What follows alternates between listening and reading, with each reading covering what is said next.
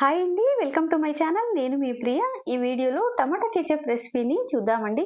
జనరల్గా టమాటా కెచప్ అంటే బయట కొనుక్కొని తెచ్చుకుంటాం కదా, పిల్లలు చాలా ఇష్టపడతారు కదా. ఈ టమాటా కెచప్ని ఇంట్లో సింపుల్గా ఎలా తయారు చేసుకోవచ్చో చూద్దామండి.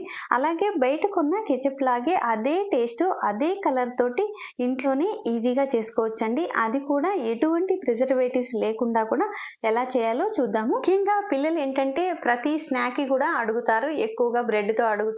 అలాగే స్నాక్స్ బ్రెడ్ అనే కాదండి, ఇలా ఇడ్లీ దోశ వీటిలో కూడా చట్నీ తినని పిల్లలకి ఇలా మనం ఇంట్లో చేసుకుంటే ఏంటంటే హెల్దీగా ఉంటుంది కదా. అలా వాళ్ళు రెగ్యులర్ గా తీసుకున్నా కూడా అంత ప్రాబ్లం ఏం అనిపించదండి. ఈ టమాటా కెచప్ చేసుకోవడానికి బాగా పండిన ఎర్రటి టమాటాలని నేను 1/2 kg తీసుకున్నాను. ఇవి 2 సార్లు బాగా వాష్ చేసుకోవాలి. ఇవి ఎప్పుడైనా వాష్ చేసుకునే ముందు వెజిటబుల్స్ మనం సాల్ట్ వాటర్ లో ఒక 10 minutes ఉంచి తర్వాత శుభ్రంగా వాష్ చేసుకుంటే బాగుంటుందండి.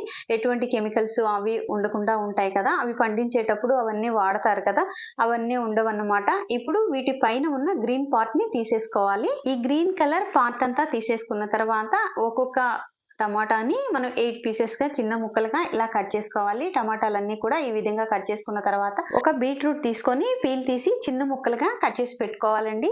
ఇప్పుడు ఒక కుక్కర్ తీసుకొని మనం కట్ చేసుకున్న ఈ టమాటా ముక్కలన్నీ కూడా వేసి అలాగే కట్ చేసుకున్న ఈ బీట్రూట్ కూడా వేయాలి. బీట్రూట్ వేసినందువల్ల మంచి కలర్ రావడంతో పాటు హెల్త్ కి మంచిది కదా.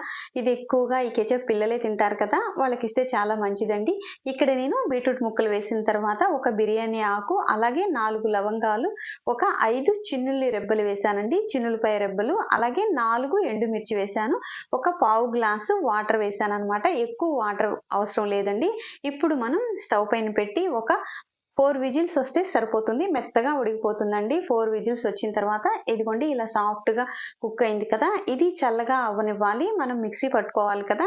అందుకని చెప్పేసి ఒక 1/2 hour పక్కన ఉంచితే బాగా చల్లగా అవుతుందన్నమాట. చూసారా, మనం బీట్రూట్ వేయడం వల్ల మంచి కలర్ అనేది ఎలా వచ్చిందో. బీట్రూట్ వేయకపోయినా కూడా టమాటాలో ఉన్న కలర్ అలానే ఉంటుంది, కానీ బీట్రూట్ వేస్తే హెల్దీ కదా, అందుకని చెప్పేసి. ఇప్పుడు వాటర్ వేసుకోకుండా మనం ఈ టమాటా ముక్కలన్నిటినీ కూడా మనం మిక్సీ జార్లోకి తీసుకోవాలి. చూసారా, సాఫ్ట్ గా పట్టుకోవాలండి ఇది మెత్తగా, ఎందుకంటే మనకి పల్ప్ అనేది అంతా కూడా బయట మనం ఈ ప్యూరీ ఒకటే తీస్తామన్నమాట. టమాటా సీడ్స్ ఇవన్నీ కూడా ఈ విధంగా ఒక స్ట్రైనర్ లో మనం స్ట్రెయిన్ చేసుకొని మనం ఓన్లీ టమాటా ప్యూరీ, చూసారా ఫ్రెష్ గా ఉన్న బీట్రూట్ టమాటా ప్యూరీ రెడీ అయిపోయింది కదా, చాలా బాగా వచ్చిందండి. ఇప్పుడు మనం మందంగా ఉన్న ప్యాన్ తీసుకోవాలి, స్టవ్ పైన పెట్టుకోవాలి. మందంగా ఉంటే ఏంటంటే ఇది కుక్ అయ్యేటప్పుడు అడుగు అంటకుండా ఉంటుందన్నమాట. ఇలా లోతుగా మందంగా ఉన్న ఒక ప్యాన్ తీసుకొని స్టవ్ పైన పెట్టుకొని మిక్సీ పట్టుకొని స్ట్రెయిన్ చేసుకున్నాం కదండి. ఈ టమాటా ప్యూరీ అంతా చూస్తున్నారు కదా, కలర్ అది ఎంత బాగుందో కదా.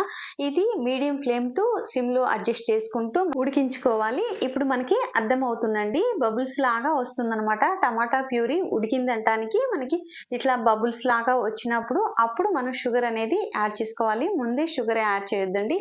ఇలా టమాటా ప్యూరీ అంతా కూడా ఉడికిన తర్వాత ఇలా బబుల్స్ వస్తున్నప్పుడు అప్పుడు 1/2 cup షుగర్ యాడ్ చేసుకోవాలి. ఈ షుగర్ అనేది టమాటా కొంచెం పుల్లగా ఉంటే ఏంటంటే షుగర్ కొంచెం ఎక్కువ పడుతుంది.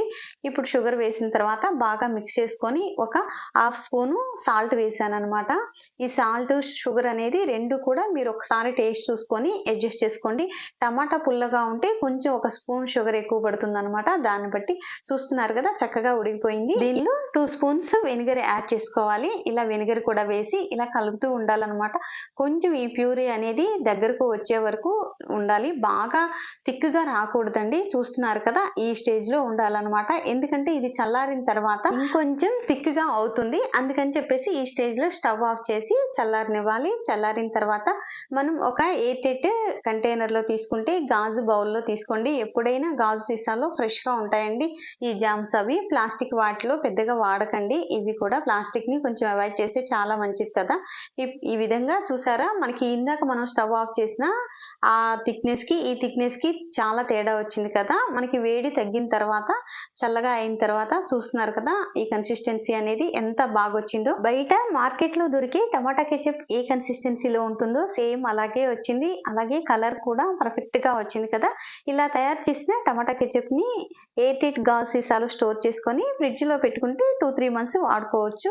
బయట మార్కెట్ లో కెచప్ కాకుండా ఇలా ఇంట్లోనే హెల్దీగా చేసుకోవచ్చు అండి. మీరు కూడా కూడా ట్రై చేసి ఎలా వచ్చిందో కామెంట్ సెక్షన్లో కామెంట్ చేయండి. ఈ వీడియో నచ్చినట్లయితే లైక్ చేయండి. అలాగే మన ఛానల్ ఫస్ట్ టైం చూసేవాళ్ళు ఛానల్ని సబ్స్క్రైబ్ చేసుకోండి. మరొక మంచి వీడియోతో మళ్ళీ కలుద్దాము. Thanks for watching.